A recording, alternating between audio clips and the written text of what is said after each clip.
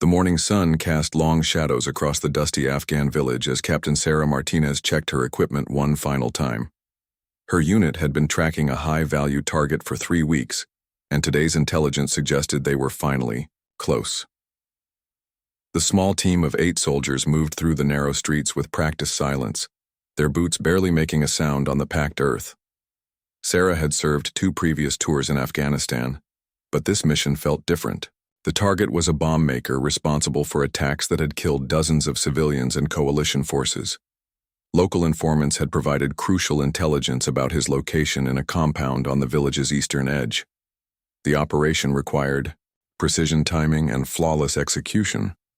As they approached the target building, Sarah's radio crackled with updates from their overwatch positions.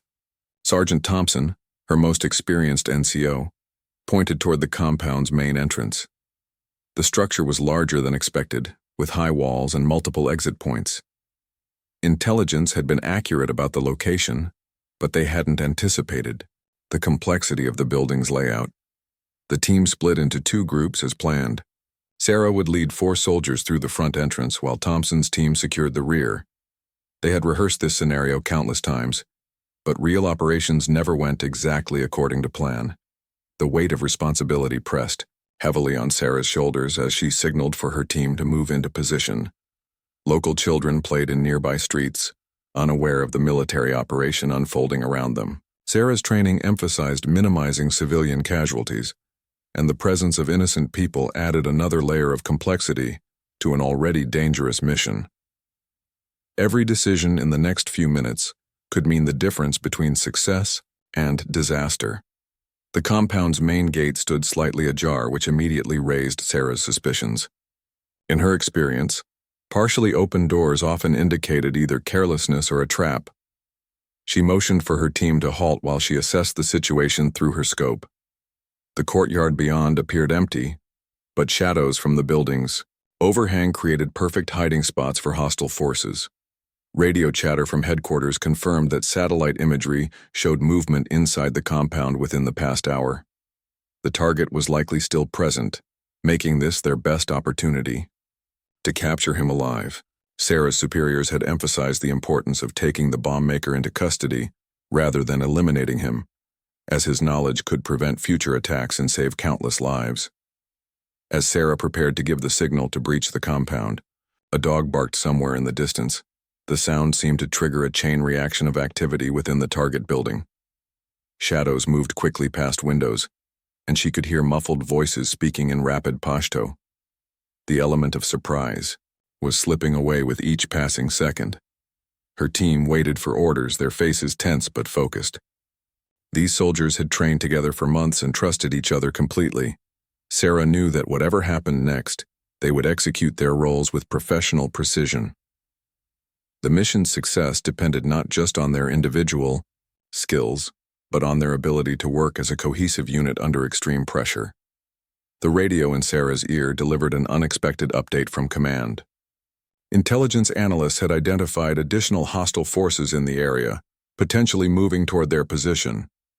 What had begun as a targeted raid was evolving into something much more complex and dangerous. The window for a clean extraction was rapidly closing, and Sarah faced a critical decision that would determine the fate of her entire team. Sarah's decision came swiftly. She signaled her team to breach the compound immediately, before the situation deteriorated further. The wooden gate splintered under the force of their entry, and the soldiers poured into the courtyard with weapons raised. The space was smaller than it appeared from outside, with narrow corridors leading deeper into the building complex. The first indication of trouble came from Thompson's position at the rear of the compound. His urgent whisper through the radio reported movement in the surrounding buildings.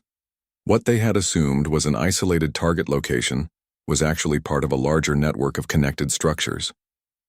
The bomb maker hadn't chosen this location randomly. He had selected a defensive position with multiple escape routes and potential support from nearby allies. Inside the main building, Sarah's team moved room by room with methodical precision. The structure was older than expected, with thick stone walls that would provide excellent cover for defenders. Each doorway presented a potential ambush point, forcing the soldiers to clear every space with extreme caution. The process was slow and nerve-wracking, but rushing would only increase the danger. In the third room they entered, Sarah discovered evidence that confirmed their target's recent presence. Fresh tea glasses sat on a low table, still warm to the touch. Documents in Arabic and Pashto were scattered across a desk, and electronic components for bomb making were carefully organized in wooden crates. The intelligence had been accurate. They were in the right place at the right time. However, the bomb maker himself was nowhere to be found. Sarah's team continued their systematic search while Thompson's group reported increasing activity in the surrounding area. Local residents were beginning to take notice of the military presence, and some were making phone calls that could alert hostile forces. The operational security they had maintained during their approach was rapidly deteriorating. A sudden explosion in the distance sent shockwaves through the village. Sarah's radio erupted with reports from various units in the area. Another coalition, patrol, operating independently, had encountered an improvised explosive device several blocks away. The blast served as an alarm for every hostile element in the vicinity, and Sarah knew their window of opportunity was closing fast. From an upper-floor window, Sarah observed the village streets through her binoculars. Groups of military-aged males were moving with purpose toward their location. Some carried weapons openly, while others concealed their intentions behind casual appearances. The local population was clearly divided. Some residents hurried indoors to avoid trouble, while others seemed prepared to support the coalition force's enemies. Thompson's voice crackled through the radio with increasing urgency. His team had identified at least 12 individuals moving to surround the compound. These weren't random civilians. They moved with military precision and carried weapons that suggested formal training. Sarah realized they had walked into a carefully prepared trap, with their target using himself as bait to lure coalition forces into a kill zone. The term kill zone carried specific tactical meaning that every soldier understood. It described an area where attacking forces had overlapping fields of fire, making it extremely difficult for targets to escape or find effective cover. Sarah's team was now positioned exactly where their enemies wanted them, trapped inside a building with limited exit routes and surrounded by hostile forces with superior knowledge of the terrain. Communication with headquarters became increasingly difficult as radio signals were being jammed by sophisticated electronic warfare equipment. Sarah's requests for immediate extraction support went unanswered, leaving her team to rely on their own resources and training. The mission parameters had changed dramatically, shifting from an offensive operation to a defensive survival scenario. As the sun reached its peak, casting harsh shadows across the compound, Sarah made a difficult assessment of their situation. Her team was outnumbered, surrounded, and cut off from external support. The bomb maker they had come to capture was likely coordinating the attack against them from a safe distance.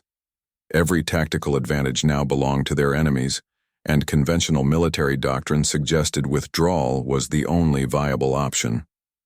The first shots rang out at exactly 13:47 hours, according to Sarah's tactical watch. Automatic weapons fire erupted from multiple directions simultaneously, sending bullets ricocheting off the compound's stone walls. Her team immediately took defensive positions using doorways and interior walls as cover. The sound was deafening in the confined space, and dust rained down from the ceiling with each impact. Sarah's training kicked in automatically. She directed her soldiers to establish overlapping fields of fire while maintaining communication, with Thompson's team at the rear of the compound. The attackers were using classic insurgent tactics: maintain pressure from multiple directions while avoiding direct confrontation. They had patience and local support, advantages that coalition forces rarely enjoyed in urban combat situations. Private Johnson, the team's youngest member, was positioned near a window that provided a view of the main street.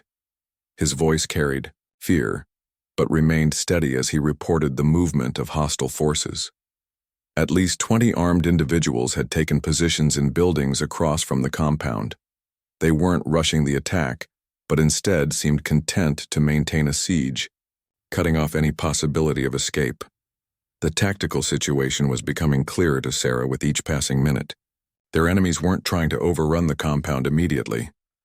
Instead, they were implementing a strategy designed to pin down the coalition forces until larger numbers could arrive, or until the soldiers ran out of ammunition and supplies. It was a patient, methodical approach that played to the insurgents' strengths. Thompson's urgent whisper through the radio brought devastating news. His team had discovered that the rear exit was now covered by at least 2 machine gun positions. The narrow alley behind the compound had become a death trap, with no concealment or cover for anyone attempting to escape. The insurgents had clearly planned this operation in advance, studying the compound's layout and preparing countermeasures for every possible exit route. Sarah's mind raced through their available options. Standard military doctrine called for immediate extraction in situations like this, but radio communications remained jammed. Calling for artillery or air support was impossible without reliable communication links. Her team was on their own, facing an enemy that had every tactical advantage except for superior training and equipment. The smell of gunpowder filled the air inside the compound, mixed with dust and the acrid smoke from outside fires. Local residents had fled the immediate area, leaving only the opposing forces to contest control of the village streets. Sarah could hear children crying in the distance, a reminder that innocent civilians were caught in the crossfire of this military operation. Sergeant Davis, the team's medic, moved carefully between positions to check on each soldier. Everyone remained uninjured so far, but the psychological pressure was mounting with each hour of the siege. Combat stress could impair decision-making and reaction times, potentially leading to fatal mistakes. Sarah knew she needed to maintain her team's morale while developing a plan for their survival. An unexpected lull in the gunfire provided a brief opportunity for assessment. Sarah used her binoculars to study the surrounding buildings more carefully. The insurgents had positioned themselves with disciplined fire control, suggesting leadership with formal military experience. This wasn't a spontaneous attack by local militia. It was a coordinated operation planned by someone with professional tactical knowledge. The discovery of a hidden weapons cache in the compound's basement provided both opportunities and complications. Sarah's team found additional ammunition, grenades, and even a rocket-propelled grenade launcher. These supplies could extend their defensive capabilities significantly, but they also confirmed that the compound had been used as an insurgent stronghold for an extended period. As afternoon shadows began to lengthen, Sarah realized that time was working against them. The longer they remained trapped, the more reinforcements their enemies could bring to bear. Night would provide cover for the insurgents to move closer and potentially breach the compound's defenses. She needed to develop an aggressive plan that would break the siege before darkness fell. The radio finally crackled with a brief transmission from headquarters. The message was broken and difficult to understand, but Sarah caught key words: extraction, negative, and 12 hours. It appeared that immediate rescue was impossible, and her team would need to survive until the following morning. The mission that had begun as a quick raid had become a prolonged battle for survival against overwhelming odds. Darkness brought new challenges and unexpected opportunities. The insurgents had maintained their positions throughout the afternoon, occasionally firing bursts to keep the coalition soldiers pinned down. But as night fell, Sarah noticed changes in their tactics. The disciplined fire control from earlier had given way to more sporadic shooting, suggesting that some of the attackers might be losing patience with the siege. Through her night vision, equipment, Sarah observed movement patterns that revealed crucial intelligence about their opponents. The original group of professional fighters remained in key positions, but they had been reinforced by local volunteers with less training and discipline. This mixed force presented both advantages and weaknesses that a skilled leader could potentially exploit. Private Chen, who had been monitoring radio frequencies throughout the day, finally picked up a weak signal from a coalition patrol operating several kilometers away. The transmission quality was poor, but Sarah managed to communicate their approximate position and situation. However, the responding unit was already engaged with hostile forces and couldn't provide immediate assistance. The compound's layout, which had initially seemed like a trap, now offered defensive advantages that Sarah began to appreciate. The thick stone walls provided excellent protection against small arms fire, while the multiple rooms allowed her team to establish layered defensive positions. The basement weapons cache had supplied enough ammunition to sustain a prolonged engagement.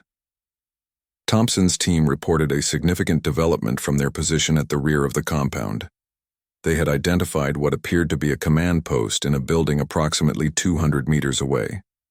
Radio intercepts suggested that the insurgent leader was coordinating the siege from that location. This intelligence created a potential opportunity for a decisive counterstrike. Sarah's tactical experience told her that successful counterattacks required surprise, speed, and overwhelming force at the point of contact. Her team possessed superior night vision capabilities and professional training that could offset the insurgents' numerical advantage. The key would be identifying the right moment and executing a plan that disrupted the enemy's coordination. The psychological warfare began around midnight.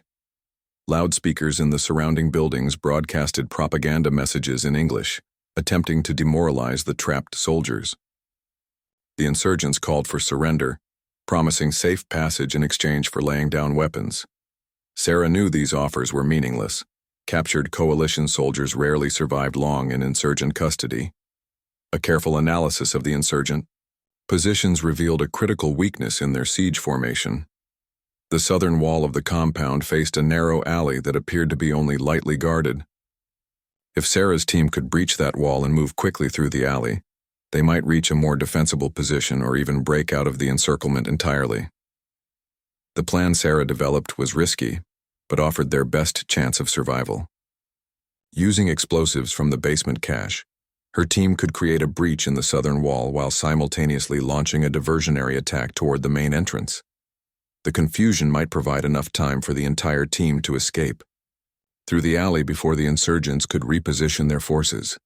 Preparation for the breakout required careful coordination and precise timing. Each soldier received specific instructions about their role in the operation. Sarah emphasized that success depended on maintaining unit cohesion and mutual support throughout the escape attempt.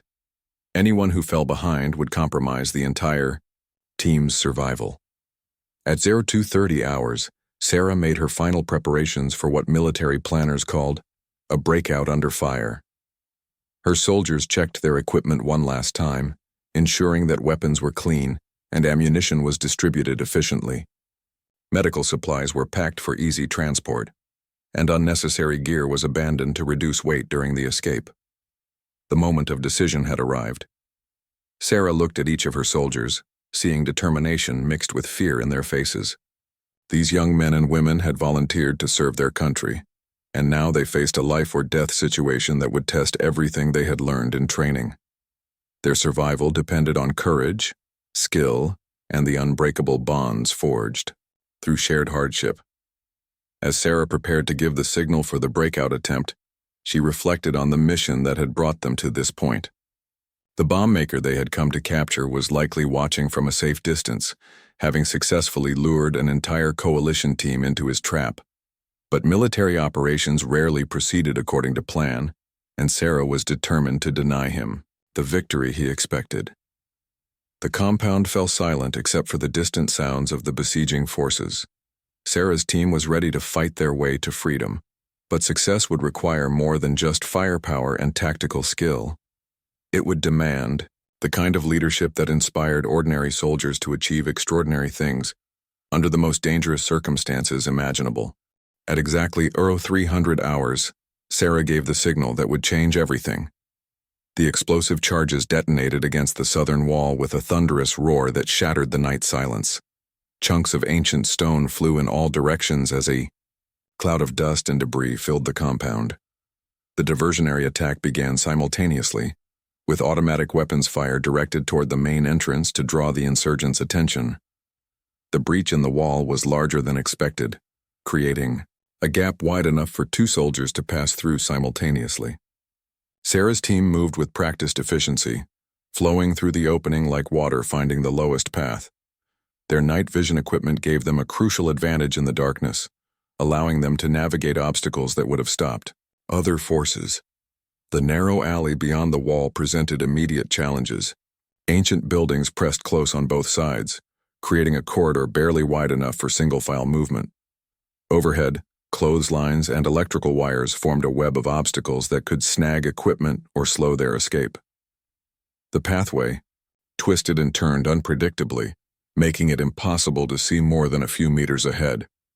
Thompson's team provided covering fire from their position, suppressing any insurgent attempts to pursue through the breach. Their sacrifice bought precious time for the escaping soldiers, but it also meant they would face increased pressure from the besieging forces. Sarah knew that success depended on reaching a position where her entire team could reunite and continue their escape together. The sound of pursuit began almost immediately. Shouts in Pashto echoed through the village streets as insurgent forces scrambled to respond to the unexpected breakout. Flashlight beams cut through the darkness, sweeping back and forth as the hunters searched for their quarry. Sarah's team moved as quietly as possible, but speed was more important than stealth in this desperate flight. Private Johnson stumbled on loose stones in the alley, his equipment clattering against the narrow walls. The sound seemed impossibly loud in the confined space, and Sarah feared it would reveal their position to pursuing forces. But the young soldier recovered quickly, demonstrating the resilience and determination that had brought him through months of training and preparation. The alley opened onto a wider street that provided more options for movement, but also increased their exposure to enemy observation. Sarah's tactical training emphasized the importance of avoiding predictable routes that insurgent forces might anticipate. She led her team through a series of turns and direction changes designed to confuse their pursuers and create opportunities for ambush. A checkpoint manned by local police appeared ahead, forcing Sarah to make a split-second decision about whether to trust these potential allies. The police officers seemed surprised by the appearance of coalition soldiers in their area, but their weapons remained lowered. Sarah decided to risk brief contact, hoping to gain intelligence about insurgent positions and safe routes toward friendly forces. The police sergeant spoke broken English but managed to convey critical information about the tactical situation. Insurgent reinforcements were moving through the village from the north, while coalition patrols were reportedly operating to the south. The window for escape was narrowing rapidly, but a path still existed for soldiers willing to take significant risks. Thompson's voice crackled through Sarah's radio with an urgent update from the compound. His team was running low on ammunition and facing increased pressure from insurgent forces. The diversionary attack had served its purpose, but now her remaining soldiers needed immediate extraction or they would be overrun. Sarah faced an agonizing choice between continuing her escape and returning to help her trapped teammates. Military leadership training had prepared Sarah for exactly this type of moral dilemma. Standard doctrine prioritized mission accomplishment and troop welfare. But sometimes these objectives conflicted directly. Abandoning Thompson's team would ensure the survival of half her soldiers, but it would violate the fundamental military principle that no one gets left behind. The decision came instinctively, driven by values that had been reinforced throughout Sarah's military career. She ordered her escaping team to take defensive positions while she planned a rescue operation for Thompson's group. The mission parameters had changed again, from capture to survival to rescue, but Sarah's commitment to her soldiers remained absolute. Local intelligence from the police sergeant revealed a route that could bring Sarah's team back to the compound from an unexpected direction. The path would require crossing several streets under insurgent observation, but it offered the element of surprise that successful rescue operations demanded. Time was running out for Thompson's team, making immediate action the only viable option. As Sarah prepared to reverse course and assault the compound from outside, she considered the irony of their situation. The mission had begun with her team trapped inside the building, fighting to get out. Now she was planning to fight her way back in to save her remaining soldiers. Military operations rarely followed logical patterns, requiring leaders to adapt quickly to changing circumstances and unexpected challenges. Sarah's rescue assault began with a coordinated attack from 3 different directions. Her escaped team members had positioned themselves to provide covering fire, while she and 2 volunteers moved directly toward the compound. The insurgents, focused on their siege of Thompson's team, were caught completely off guard by this unexpected reversal of the tactical situation. The first indication that the plan was working came when insurgent forces began abandoning their forward positions. Automatic weapons fire from Sarah's team had disrupted their coordination and forced them to seek better cover. The psychological effect was immediate. The hunters had suddenly become the hunted, and their confidence evaporated under the pressure of a determined counterattack. Thompson's radio transmission carried obvious relief as he reported decreased pressure on his position. The insurgent forces that had been preparing to overrun the compound were now divided between defending against Sarah's attack and maintaining their siege. This tactical confusion created the opportunity that professional soldiers needed to regain the initiative. Private Chen demonstrated exceptional courage during the rescue operation. Despite having no formal combat experience before this deployment, he volunteered to carry additional ammunition to Thompson's team through the contested breach in the compound wall. His successful crossing under fire provided the supplies necessary for the trapped soldiers to maintain their defense until the full rescue could be completed. The turning point came when Sarah identified and neutralized the insurgent command post that Thompson had spotted earlier. A well-placed shot from her sniper rifle eliminated the enemy leader, who had been coordinating the siege. Without central command, the insurgent forces began to fragment into smaller groups that could no longer maintain effective coordination. As dawn broke over the village, the tactical situation had completely reversed. Sarah's reunited team now held the compound while scattered insurgent forces retreated to safer positions. The siege was broken, and coalition reinforcements were finally able to reach the area after communication jamming equipment was destroyed during the rescue operation. The bomb maker they had originally come to capture was found dead in the ruins of the command post, killed by debris from Sarah's attack on the building. While they hadn't taken him alive as planned, his elimination would still prevent future attacks and save countless lives. The mission objectives had been achieved, though through methods no one had anticipated. Medical evacuation helicopters arrived within an hour of the successful rescue. Sarah's team had suffered several minor injuries but no fatalities, a remarkable outcome considering the odds they had faced. The young soldiers who had entered the village that morning were different people now, tested by combat and strengthened by the knowledge that they could survive and succeed under the most difficult circumstances. Intelligence recovered from the compound revealed the extent of the bomb maker's network and provided crucial information for future operations. The documents and electronic equipment found during their initial search would help coalition forces prevent dozens of planned attacks throughout the region. The mission's intelligence value far exceeded its original scope. Sarah's after-action report would later become a case study in military leadership schools. Her decision to risk everything to rescue her trapped soldiers exemplified the values that made coalition forces effective in counterinsurgency operations. The bonds of trust and mutual support that she demonstrated inspired countless other leaders facing similar challenges. The local police sergeant who had provided crucial intelligence during the escape received recognition and protection for his assistance to coalition forces. His cooperation had been instrumental in the mission's success, demonstrating the importance of building positive relationships with local communities.